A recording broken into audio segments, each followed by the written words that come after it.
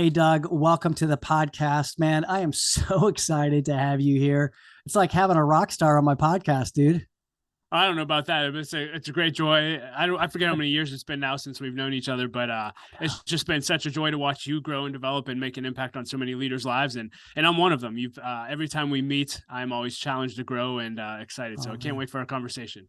Yeah, man, me too. I tell you, one of the reasons why I wanted to have you on the podcast, not only are you a leader who I have really admired and watched your growth, but you're just exciting and you have this passion for growth and this passion for leadership. And I just really love that. And I would love to know what got you interested in, personal growth and leadership. I know it's been a number of years, but what was the catalyst for you? Yeah, it's interesting. The first 18 years of my life, I didn't live intentional at all. I was the kid that barely graduated high school. I think I had a 1.6 GPA. Had to go to summer school every single year just to get to the next grade. And really, even in middle school, I had made the determination that I would never really amount to anything. Mm, Thought I would my dad's a bus driver, and there's nothing wrong with that. But I just thought, hey, I'll just follow my dad's footsteps.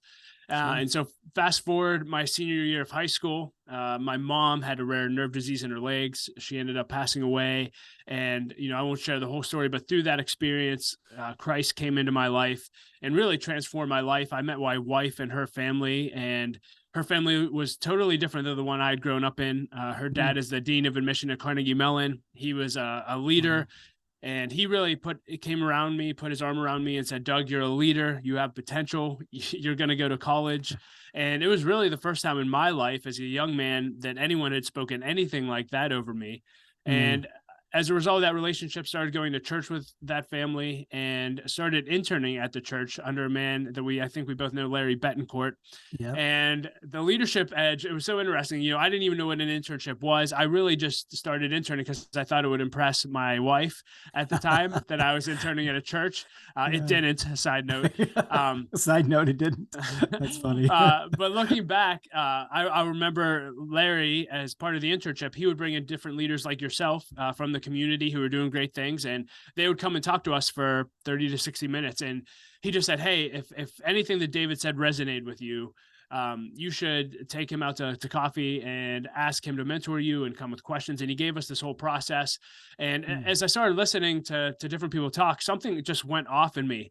And he ended up that's also cool. giving me a John Maxwell CD. I know we're both Maxwell fans. And Yeah. I still remember it was called Standing Tall. It was a CD. I love it. And I put it in my CD player. And it was the first time I ever listened to anything on personal growth. And I loved the lesson so much that I actually transcribed it word for word because I didn't know it came with notes. Of course, with Maxwell, it Wow. had notes. Yes. Um, but after that, I called Larry and I said, something in me just happened. Give me everything you have like this. And I just want to grow as much as I can. And so he gave me Wow. binders full of Maxwell CDs. And for probably 3 to 5 years, I would spend 2 to 3 hours a night, no exaggeration, listening to leadership development content. And that was really the start of Wow. the catalyst of my personal growth journey. Wow. There's something that you said that I want to go back and revisit for just a Sure. second. So your now father-in-law really spoke words of life into you and believed in you, maybe even before you believed in yourself. And I'd love for you to speak into that. What was that like for you? How did that feel? Well, yeah, I'll rewind a little bit more in my journey. Three significant moments in my life. One was before I lost my mom. My high Mhm. school principal. I got in trouble, and I think me and my friend were in the office for the 10,000th time, and he just shook his head at us and he said, "Guys, you're in here all the time, and I guess all I have to say to you is you're both leaders, and you influence Mm, people, and people follow you." And you can either use that influence for good or you can use that influence for bad. And right now you're using it for bad. And I would encourage you to use it for good. So technically, he was the first person that ever told me I had leadership potential. How that felt, I yeah. walked out of that meeting and looked at my friend and went, can you believe this guy thinks we're leaders? Like, I thought it was the funniest thing ever. Didn't even like give it a second thought. Yeah. But then as I met my father-in-law, he said it and it was a second time and it was just like, Mm, my life was starting to turn around. And then the mhm. third person was Larry, who came into my life. And I thought, Yeah. maybe I do have potential. Maybe I do have giftings inside of me that I never knew I had. And maybe I can actually do something significant with my life. And I think there were still a lot of question marks, but it Mm, was, again, here we are. It's been 20 years since I had those conversations and I'm still talking about them. And so I that's always great. tell leaders, you have no idea the impact what just a few words of Mm, encouragement can have, especially on a young person. It can yeah. literally change the trajectory of their life. And I'm forever grateful for all of those who have spoken encouragement over me. Yeah, man. Well, and I want to just kind of pull out of you for a second, like the feeling part of that growth, because so let me ask you this. It's kind of a silly question, but this popped into my head, so I'm going to ask it. So when you've gone through different growth seasons of your life, so when you were 18 and you made that transition and started to grow and transcribe the John Maxwell CDs, what was that like? I mean, was it super easy? Was it hard? What did that feel like? Because I think, and the reason why I ask it is because I think that when we talk about growth, that everybody thinks it's like, oh, great, let's just listen to a CD or listen to a podcast or maybe read a book, and instantly, hey, we grew, woo, but you and I both know it doesn't happen that way. So I'm just kind of Whew. curious, like what it felt like for you. Yeah. If we talk about emotion, so feeling one side of it was exhilarating. I Yeah, think the reason growth can even be addicting, dare I say, is because there's no finish line. There's right, there's no right. end to how far we can go. And to realize that we can actually grow and become more than we were yesterday is one of the most Mm, exciting things in life. In fact, I'm mentioning Maxwell a lot, but one of his definitions of success is knowing your purpose in life, growing to your maximum potential, and sowing mm, seeds to benefit others. And that yeah. growing, I've heard another quote say it this way, that growth equals happiness. And if you want to be happy for the rest of your life in any area of your life, you have to become a growing person. And Hmm. so if you want a happy marriage, have a growing marriage. If you want a happy company, have a growing company. And I'm 20 years into this growth journey and I'm still living out that exhilarating side. So that's the fun side of it. Like Yeah. the vision that you could be more tomorrow than you are today, that will keep you energized the rest of your life. To Hmm. your other point, one of my favorite messages that I preach everywhere is faithfulness and being faithful. Yeah. As exciting as the exhilarating side is of, wow, I could have this bright future. That bright future, at least what you're seeing in your heart, may be 20 years away, Yes. realistically. And I think the younger you are, the harder it is to be patient. But the Yeah. older and the wiser you get and the longer you grow, the more you recognize, I don't want to get somewhere I don't want to get ahead of my skis in one way. So I don't want to Yeah. grow so fast that I get to a place that is not sustainable in my life. And so Hmm. Hmm. growth has been a 20-year journey. People look at me now and say, how did you become assistant executive director at Light of Life? And how did you build L3 leadership? It's like, well, Yeah. I've been growing two or three, for 20 years. And, Yeah. listening to lessons and all of that is just part of it. Part of it is actually getting real life experience in the arena. Right. I think the hard part when you start your growth journey is all you have to live on is a bunch of theories. Hmm. And that was really challenging for me because I felt like I was just a theory person for so long. But Sure. putting in the practice day in and day out and actually getting real world leadership experience or real world growth experience, that's what's Hmm. going to actually, and to be honest with you, is that's that's the most exciting part of the journey. The exciting Yeah. part of getting to a destination or getting a position or getting a certain amount of money, like that excitement lasts a day or two, Right. Right. but it's looking back and saying, wow, I remember who I was when I was 18 years old and I can't even fathom who I am today and where growth has taken me. I think that's the exciting part Yeah. that'll keep you going through the hard times. Man, yeah, it's so, it's so good, and I'm so glad that you mentioned just the endurance part of it, because, if you've ever, and I know you've run a marathon, and if you run a marathon like you're running a 50-yard dash, man, it isn't going to go well because you're going to crash and burn, and I know the same thing is true with leadership growth, and by pacing yourself and making sure that you're working on the fundamentals. that's what it takes. And it's so, you referenced, you talked about it being in the arena. And I know that your L3 one day, was it a year ago? That was the theme. Yeah, yeah. And I love the quote, and I love the quote, and from Theodore Roosevelt. Roosevelt. Yep. Yeah, sorry, I just had a blank there for a second. Yeah, and because it's like, it's that, or that quote, and being in the arena is like all about rolling up your sleeves, getting dirty, getting punched in the face, and all those things happen with leadership. It's not easy, and it's messy, man. And growth, I think, just happens so little at a time, over time it compounds. And I'm just so glad that you talked about that, because so oftentimes we live in an instant gratification society, and so oftentimes we want instant gratification, we want instant leadership growth, like right now, and that it's not the way it works, right? Yeah, I'm a person of faith, as you've probably already come to the conclusion of. But I remember I do annual reviews. I'm really nerdy about my process. I I type love up it, a man. 30 to 40 page report at the end of each year. But then at the end of every decade, I actually do a decade review, and it was really interesting. When I turned 30, I'm 38 now. I did my decade review, and I went through all of my journals and year end reports for my 20s. And as So I was cool. spending time getting quiet before the God, I just felt like God dealt with my heart inside, not with an audible voice. And I just felt like he spoke to me and said, Doug, in your 20s, I gave you a foundation to build your life on. In Mm, your 30s, I'm going to give you something to say. And in your 40s, I'm going to give you a platform to say it. mm. And for me, that just really helped me have a long view. Yeah. My 20s, that's an entire decade. 10 years is a really long time, especially when Yeah. you're living it. But Right. to recognize that, hey, an entire decade was built on just laying a foundation for me to even do anything with my life. And, Yeah. in my 30s, and I'm not there yet, but I'm not at the end yet, but, God said he'd give me something to say. And now on the tail end of this, I'm telling people, I don't know if I'd want to have to go through what I've had to go through in my Yeah. 30s to have something to say. Yeah. But again, that's all part of growth. Growth can be painful, but I think if we can have a long-term perspective, I'm really Mhm. passionate about, I have mastermind groups and I'm gathering leaders. And for me, my passion point for that is I want leaders to make it to their finish line. And Yeah. I had a leader tell me once that he believes only about 2% of leaders make it to their finish line intact, doing what they were supposed to do with their lives. Mm, And so mm, for me, it's all about longevity. Like I hope to be here another 30, 40 years. And if that's true, I'm not even halfway through my journey. And so yeah. if you can play the long view and be patient, you'll be Mm. shocked at how far you can go in decades.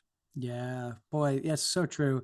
And something you said just a moment ago, I just have to tell the listeners, look, if you need a process for a year-end review, Doug is your man, because I have borrowed it and I've used it, and I love it, because it's helped me to really reflect on my year. And I actually hadn't heard you talk about, reflecting on the decade.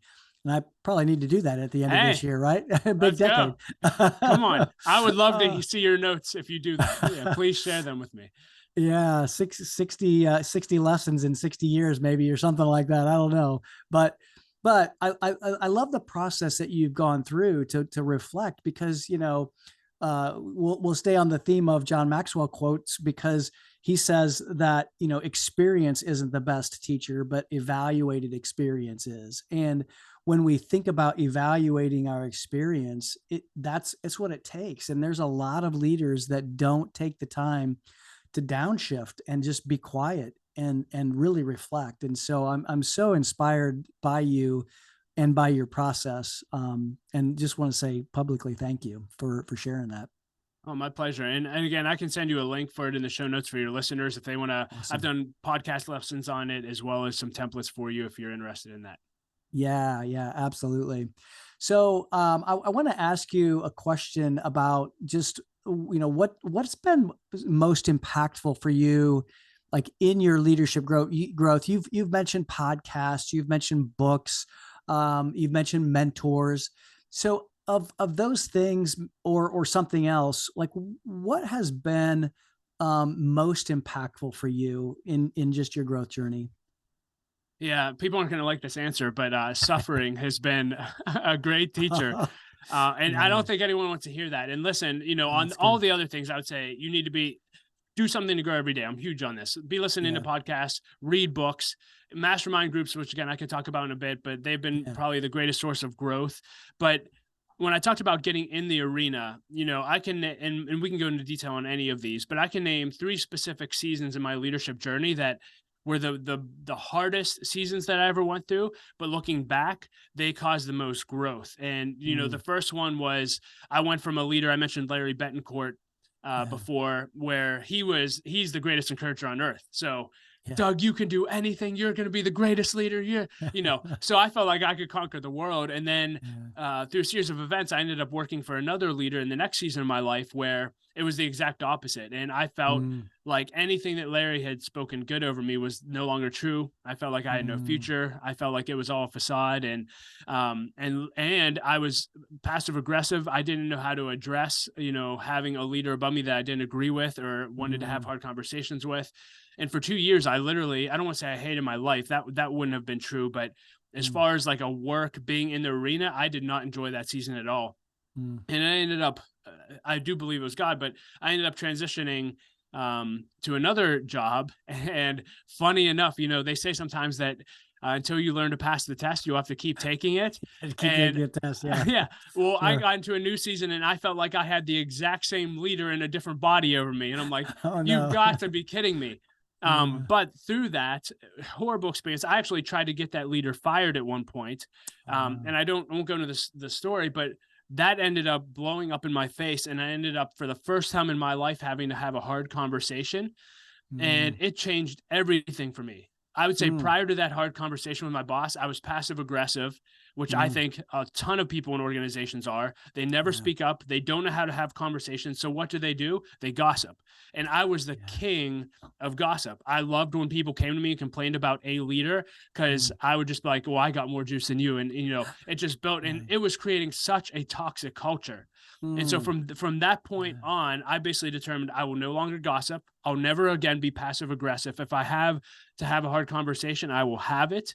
And I haven't been perfect in that journey, but for probably 12 years now, I've been pretty consistent in it. And that changed everything. But I had not gone through those 2 years of suffering. Really, I guess it would end up being 3 or 4. I don't know that I would be the person or the leader I am today. And as I share about that season, I'm shocked at how many leaders let down their guard and say, I'm there. I don't know how to have hard conversations, or leaders being able to draw that out of their people. And so that was huge. And then the third one, and again, I won't go into details, but a few years ago when in 2020, I had a mental breakdown. At least that's what I say I had. And it was the hardest season I've ever gone through in my life. Hope I never have to go do anything like that again.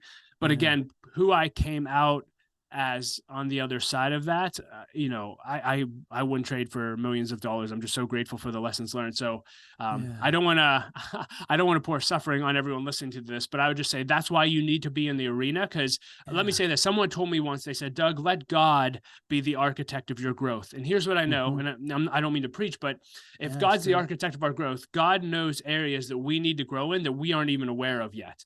And he will bring people around you and resources around you to forge you in the fire, so to speak, to basically cause you to become the person he needs you to be for whatever he's called you to do. And so that's basically been my posture, my journey of, God, you're the architect. I want to grow. I pray this prayer all the time. God, develop me as quickly and as solidly as possible. I want to grow as fast as I can, but as I was mentioning before, not so fast that I can't sustain who you call me to be. And, but as I always tell leaders, when you pray that, be careful, because God will answer it and it won't always be fun. So let God be the architect of your growth. Yeah.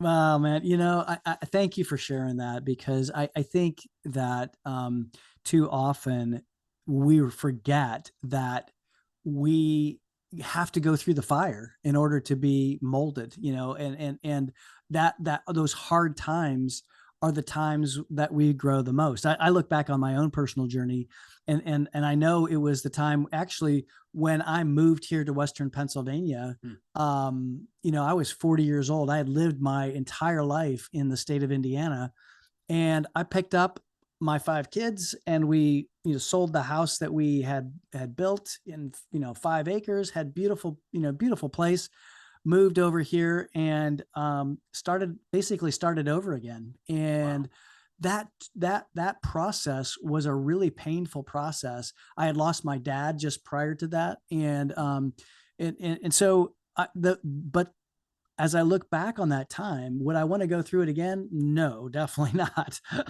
but but I learned so much about myself, and I Mm. grew so much through that process. So, I just echo your words, because it is through those hard times, through those difficult times, yes, even suffering times, that we grow the most. And so I think that a lot of the leaders who are listening, I hope they understand that, but it's also a part of the process that that's joyful too, in a weird kind of a way. It because Yeah. when you're going through it, it's not fun.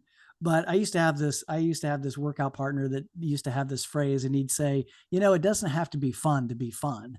And that's usually when he was kicking my butt on a run, or we were scaling some cliff or something like that. So Wow. but yeah, so thank you for sharing that.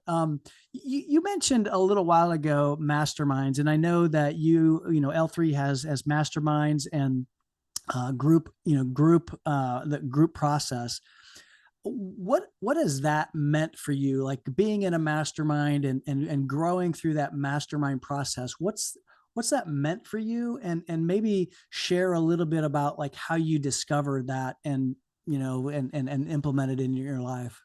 Yeah. So I mentioned, suffering's probably been the greatest cause, but I could have never gone through the suffering had I not invested in my growth outside of it. And so that's why you don't always know what you need prepared for, but that's why you consistently need to be investing in yourself. Again, back Yeah. to the personal growth. Like in my Pastor Larry would always tell us, you don't see it's growth is like your hair. You don't always see Yeah. it growing month to month, but all of a sudden you need a haircut. You Right. don't see yourself growing day to day, but eventually you wake up and you're like, wow, I can't believe I'm the person I am today. And so Hmm. making investments in yourself daily will be essential for whenever you go through those hard seasons or go to the next level in leadership. You don't Yeah. always see the impact of those initially, but when you step into that, you all of a sudden say, wow, I'm so grateful that I invested all that time in a coach or in a mastermind group or Hmm. in podcasts. So that this is what I would say is crucial as far as masterminds are concerned. I initially heard of them through what most people hear about, the book Think and Grow Rich by Yeah. Napoleon Hill, and Sure. he basically Andrew Carnegie hired him to study the, I think, top 500 most wealthiest and influential Yeah. leaders of that time. And one of the characteristics he found in all of them were they were all in what he called a mastermind alliance. And all that meant was they were in groups of small groups, usually 6 to 12 leaders that met together on a consistent basis in order to help each other grow, hold each other accountable, and to challenge each other. And so when I read that, I thought, I want to be in that. Yeah. And I couldn't Uh, find any groups that I joined that I felt like hit that the way I wanted it to hit. So we started creating our own. And so I've been in yes. mastermind groups now for 8 years. And the way I describe Uh-huh. it to leaders is one of our core values at L3 is community. And we believe that Hmm. no leader should ever do life alone, but in community. I love And that. yet, I think Henry Cloud shared once that he believes statistically 80% of leaders, when asked, said that they don't have a single person that they can actually confide in. Mm. And so the Uh, reason masterminds are important, the way we shared, is we want every leader on earth to have a place where they're fully known, fully loved, and fully challenged. So let me break mm. that down. Yeah. Yeah. Fully known is you have a place where you can come and fully be you. You don't have to fake it. You don't have to be Yeah. someone else. You can just bring your whole being, and then you'll be fully loved. Yeah. You'll be fully loved right where you're at. But then the most important part is you'll also be fully challenged. And Mm. so I often say, oftentimes for me, I'm a words of affirmation guy. I want a hug and a pat on the back, but often what I need is literally a slap in the face. And Kick in the we butt. need Yeah. yeah, I'm we with you, need a brother. place. Yeah. Like you Yeah. said, your coach, like we need people to get in our face and say, Doug, you're better than this. You can do better than this. You're sharper than this. Let's go. Quit being a whiny baby. And Yeah. having that is crucial. And Yeah. why mastermind groups that are consistent matters, it often takes 6 months to a year to even get to a place where you feel like you could be fully known, loved, and challenged. Yeah. And so to have groups that meet for years where you're consistently having that are great. And if you Mm. don't know how mastermind groups are run, just to break it down, really for us, I think the most valuable part is twofold. One is hot seats. So it's an opportunity every time you're with a group to share something that you're going through. It could be a challenge in your business. It could be a challenge in leadership. It could be a challenge at home, and you share it. And then all of a sudden you have 10 to 12 other people who are going to share their experiences, their networks, their advice, and hopefully you walk away with a game plan. And so it's been amazing to see what's happened in it through our mastermind groups, but they've clearly been one of the greatest sources of growth in my life. Yeah, man, that's so great. Thank you for sharing that. I wholeheartedly agree. We call them inner circle groups, at Impact Leadership, and it's the same idea. It's being able to be in community with each other and get the challenge where we need it, but also be loved where we need to be loved as well, and have people believe in us when we need that belief. And I so appreciate that. And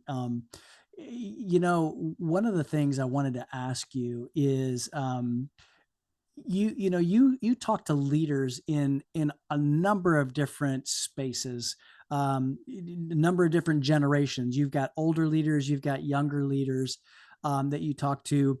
What's a common theme that you talk with leaders about? Like, what's one thing, or maybe a couple of things that you tend to be talking to leaders about, and maybe you would like them to know, maybe the older leaders to know about the younger leaders, and the younger leaders to know about the older leaders, because you're kind of in that middle part of the generational spectrum.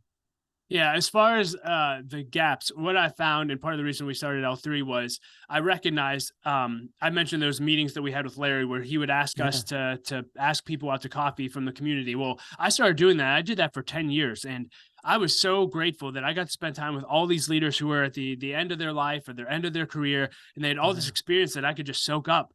And what I found was so many of them were so hungry to invest in the next generation. They don't need another paycheck. They don't need more money. They now are at the significant stage of their life, and they just want to make an impact. The problem is they don't know how to connect with the next generation or to find them. And so I don't want to say they're insecure, but they're fearful of like, how am I going to find young people to mentor? And then you have young leaders who are longing to be mentored and longing to be poured into, but they don't know how to connect. And so part of what I want to do is just try to bridge the gap. And I have an entire process I could share, probably at another time, for young leaders on how to get meetings with senior leaders, because they want to pour into you. So if you're an emerging leader listening to this, I would just tell you, you would be shocked at who would meet with you. In fact, I mentioned I did that for 10 years. That's really why I started the podcast. All of my peers start saying, you get to spend time with Dave McGlennon. I can't believe that. And I'd say, I can't promise you, but he probably would spend time with you too if he would just ask. No pressure, Dave. Cool. Right. but that would be my encouragement to younger leaders, and you'd be shocked. And I would give you a whole process for that. And as far as traits I'm looking for, when I interview senior leaders, I just want to know what's important. And the recurring theme there is less and less. Like, there's not, what's really important is just impacting lives. When people get to the end of their journey, and they talk about two things that really impacted me as a young leader. One, I always like to ask, if you could go back and have coffee with yourself at any age, what age would that be? And what would you tell that version? And statistically, I'd probably say 25%, which is pretty big percent on answering that. They said, I would go back to myself when I was in my young emerging leader years, and I would just tell them, it's going to happen. Like, it's going to happen. Relax. Don't put so much pressure on yourself. Don't drive so hard trying to achieve it. Like, everything that's in your heart's going to happen. As we were talking about earlier, it's just not going to happen in your timing or the timing you want. And your greatest regret will be if you try to go there as fast as you can and you literally miss every season of your life and all the moments that you were intended to enjoy at that moment. You missed out on because you were chasing something. So that's been really significant to me, because I have that personality to sit down and say, I don't want to miss my kids growing up. Like, whoever I want to be in 5 years, like, God could do something in one moment, and all of a sudden all my dreams come true. So like, I'm going to trust his clock and timing and enjoy the journey along the way. That's been pretty significant there. Yeah. I love that. Well, so I love that you brought up the question about, having coffee with, the younger self. So I kind of like to turn that on you and say, what would you have, what age would you have coffee with of your younger self? And what would you want to ask and say?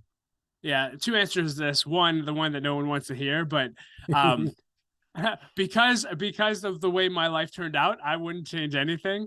Um, so, but I say like, yeah, it could have gone a totally different direction. My life could be an absolute. I could not be on the planet right now had my Sure. life gone one direction. So that said, I would just say, the things that I would have tried to avoid by telling myself them, I would have missed out going back to the suffering. I would have missed out on becoming the person that I am today by going through them. So that's Mm-hmm. my cliche answer. Hey, Sure. go through your life. The answer. So I was super heavy growing up. I weighed, I think, 100 pounds in kindergarten, 200 pounds in second grade. I just posted a picture recently of myself in 8th grade. Like I was on a baseball team. They didn't even have a jersey that could fit me. I saw that. And Yeah. Oh my gosh. and literally, like, I spent so much time when I was young worrying about, like, will a girl ever like me? Will I ever have a family and be happy? And I just wasted so much time worrying. And Mm, I just want to tell myself, same thing. I guess I was saying the order leaders say, like, Doug, just be intentional. Your life's going to turn out fine. Follow God, and mhm. everything else will take care of itself. Oh, and if you actually focus on clean eating and eating healthy, you can drop this weight really, really quickly, and you'll actually fall in love with exercise. So do I that a lot love it. faster, and things will work out for you. So that's what I would I tell love it. myself. I Yeah. love it. Well, and I was just listening to your episode with Tony Horton on your podcast, and man, that was really cool. Really cool. Oh, And I think that, number one, it's cool that you had, Tony Horton on your podcast. That's number one. But that's also a testament to exactly what you were talking about, because you reached out to people, you were able to ask them, for some time and questions, and then it all led to the podcast. And I think that's really a great lesson for emerging leaders. Just, I want to reiterate that, because by virtue of just reaching out to people, you would be surprised at who wants to help you, who wants to invest a little time, and who doesn't love coffee. yeah, yeah. Well, Right. and I tell people, when I encourage people in this whole mentoring process, one, I always say, make a bucket list of people that you want to Yeah. meet with. And literally, no one should be off limits. So I made a bucket list years ago. Tony Horton was on that list. Clint Hurdle was on that list. Mike Tomlin was on that list. Mike Sullivan from Yeah. the Penguins was on that. Like, and Yeah. John Maxwell. I've got to meet with all of those people. When Right. I made that bucket list, did I know my strategy and how I was going to get a meeting with them? No, I just had a dream that, man, how awesome would it be to spend an hour with some of these people? And Yeah. then I couldn't start with just calling Mike Tomlin. It's not like I had a cell phone. So what did I have to do? You have to start where you are. My first Right. podcast episode was my father-in-law, because I knew him. Yeah. I knew he would say Yeah. yes. But Yeah. one thing leads to another. And I always tell people, a great question to ask every time I'm done meeting with someone or interviewing someone on the podcast. I just say, hey, who are one or two other people that you think would be great for me to spend time with or interview, that I can either use your name and reaching out to them, or that you'd be willing to introduce to me? And I'm just shocked and blown away by the amount of people that's led to me being able to meet. So just dream Wow. big and go for it when it comes to meeting people. And who knows, maybe you'll be dining with the president one day. I love it. If you want to. We're not going to If get you, political, but yeah, yeah, yeah. yeah, No, I yeah, love that. No, that's so great, Doug. I think just by virtue of putting that list together and just dreaming big, I just love that. It's so good. Lesson for me as well, as I continue to grow myself and grow, the people who I am interacting with. And so as soon as we finish this podcast, I'm probably going to ask you that question. Hey, go for it, man. And you've done pretty well. You've opened up doors for me and my network and with Paul Martinelli and things. And so I'm just appreciative of that. Yeah. Well, it's so cool to be able to watch you, but also learn from you, my friend. Really, it's been really you're inspiring, and I love how process driven you are, because that's not my tendency, and so I've been learning that, kind of, through your lens and through, our friendship over the years, and it's just really been cool to watch you, in that process. So maybe a last question here. So you mentioned a bucket list. So who's left on your bucket list? You've met with all of these people: Tony Horton, John Maxwell, Clint Hurdle, Mike Tomlin. So who's next on your bucket list? Yeah, you can ask my assistant. The list is long. She gets, and every week I feel like I dump 10 more names on her. So Add some more to it. Yeah, yeah, that's Jess, if you're great. listening to this, I'm sorry. Top of my list right now, and I don't know why I've just admired him for so long, is Dave Ramsey. So Yeah, sure. um, Mm. Very cool. My friend got an interview with him, and I think the strategy he used was pretty good. So I just have to position and wait for the timing. I've interviewed all the people around him, so the seeds are Nice. there. I just need it to Love it. happen. So yeah, he'd be the top. Yeah. Yeah, I'll just leave that. Anybody else? Off the top of my head, John Acuff. I've been trying to get him for Oh years. yeah, yeah. That'd be And awesome. right now, and then there's bucket list people to be fair that like I think are out of my league but are on my list. So like Craig Rochelle is a big one. Ed Milet, would love to interview him. Oh my gosh, yes. All Yeah. of those guys. Oh yeah. Erwin McManus has been on my list forever. I'm a huge admirer of Yes. his. Yes. So Love those it. are the ones that come to the top of my head, but I'd be happy to Yeah. send you my spreadsheet of, I of have your people. your bucket list. No, I love Yes. that, man. That's so good.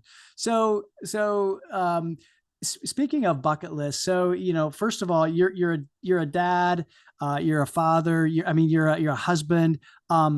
So thinking about like your life as a whole, what is on your bucket list like for the next season of your life? So you're 38. So as you get, closer to this, this next decade, what's on your bucket list? What's next for you? Yeah. One, I do recommend everyone have a bucket list. I've had one for 20 years and I'm always adding to it. And so I think, again, just having it, you'd be surprised of just keeping a list like that in front of you, similar to the podcast interviews of Yeah. how something will come to the surface or something will happen. And it may not have ever happened that way if you hadn't created a bucket list. And just a side note, really interesting study. I think it's Lou Holtz. If you study him, he was in a really depressed, he was the Hall of Fame coach from Notre Dame. He was in a really big season of depression at some point in his life, and his wife encouraged him to make a bucket list. And he made a list, I think, of 117 things. And literally it was like, I want to fly in an Air Force jet. I want to meet the president. I want to coach a national football team to a national championship. And to this day, I think he's accomplished like 97 of the 117 things. And he equates it all to actually just writing it down. So that's cool.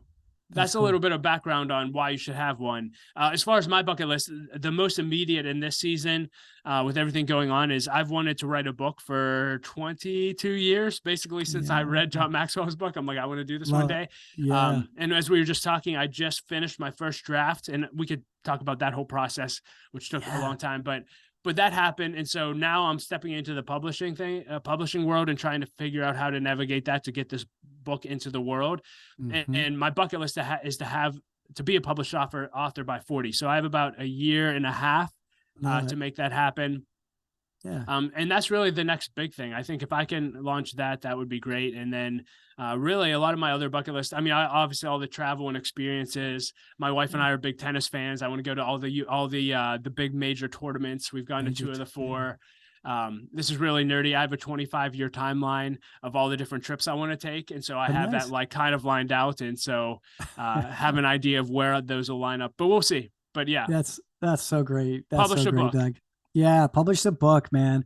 So I can't wait to read it, man. I'll be the first to be in line to have you sign it for me, man. Thanks, that'd man. be awesome. That'd be awesome. Well, Doug, thank you for sharing your heart for leadership and just a little bit about your growth journey. I'm really grateful that you've shared some time with us here today. Is there anything that we didn't talk about that we should? One thing I know that I want to mention to listeners is the L3 One Day, because if anybody's looking for an amazing conference, the L3 One Day is an amazing one-day conference, all about leadership. And I know that this year you've got an amazing keynote speaker, and I'll let you share a little bit about that. But, talk a little bit about One Day and your vision for that. Yeah, I guess, the theme of today's podcast has all been about investing in yourself. And David, really, that's what your whole life and work is about, is just investing in your growth, which is so vital. And so for me, and I'm sure for you, we just want to provide opportunities for people to grow. And so we created a conference a few years ago called L3 One Day. It's going to be on February 29th, 2024, right here in Pittsburgh, Pennsylvania. And our keynote speaker is Horst Schultz, who's the founder of the Ritz-Carlton. But that aside, I would just say, to leave the listeners with something, I tell people at our conference every single year, I kind of cast this vision of you are one idea and one connection away from changing your destiny. Yeah. And again, I'll say that one more time. You are one idea and one connection away from changing your destiny. And that's why getting into mastermind groups or getting coaching with someone like David, or being in groups or putting yourself in rooms with leaders, you have no idea the one piece of content that you'll hear that may change everything, the one connection you make that may change everything. But what I do know is you don't know what you miss out on when you don't take advantage of those things. So if you're letting time go by in your life, if, in the past year, you can't say that you've invested in coaching for yourself, if you can't say that you have a personal growth plan where you're consistently, listening to podcasts and reading books, if you're not in a mastermind group, if you're not going to conferences, you are missing out on huge opportunities to become more of the person that you were created to be. And some of those opportunities will only come when you expose yourself to great ideas and great connections through things like I just talked about. And so that would be my big challenge to leave you with, is go find your one idea, go find your one connection this year, and watch what it does for you. Oh man, Doug, I love that. That is so great. And thank you for sharing all of your wisdom. Thank you for your passion for growth and your passion for leadership. And really thank you for your friendship, man. It's been just an amazing journey. And I'm excited to continue on with you. Yeah, likewise, David. And, I mentioned earlier several other voices that have encouraged me throughout the way, but you've certainly been one since I met you. We both have similar passions to add value to people, and you've been that constant source of encouragement to tell me to keep going and making a difference. So I just so appreciate who you are. And I love, again, watching the work that you're doing. If you're listening to this, work with David. Find a way. There's lots of ways he can tell you, but you won't be disappointed. Yeah. He'll take you to the next level. Thank you so much, Doug. I really appreciate that. Hey, listeners, thank you so much for tuning in to In the Growth Space. Really appreciate it. If you haven't yet, make sure you subscribe. Go out and give us a 5-star review, or a five-star rating and a review. It would help us to be able to reach other leaders who really want to hear other stories of people with growth journeys and people that have been on a growth journey, because I feel like it's inspiring to hear other people's growth journeys and to know that we're not alone. And that's really all about this conversation. So leaders, don't do life alone. Do it in community. So thanks for tuning in once again. Thanks, Doug, for being here with us. Honored, David. Thank you.